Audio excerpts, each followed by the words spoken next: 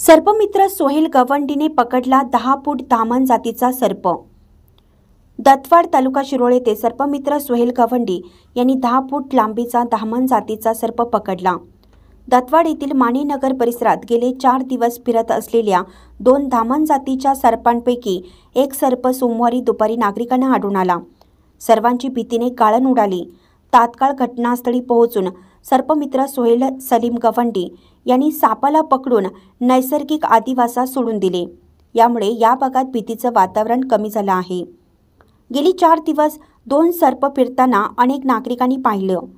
यापूर्वीही त्यांना पकडण्याचा प्रयत्न करण्यात आला होता, पण ते सापडत नाहीत। त्यापैकी आज एक 10 फुटी धामण जातीचा सर्प पकडण्यात आला, त्यामुळे नागरिकांना दिलासा मिळाला आहे। सर्पमित्र सोहेल गवंडी यांनी यापूर्वीही अनेक सर्प पकडून नैसर्गिक आदिवासात सोडून दिले आहेत। इंडियाचा आवाज न्यूजसाठी दत्तवाडहून जहांगीर रणमल्ली।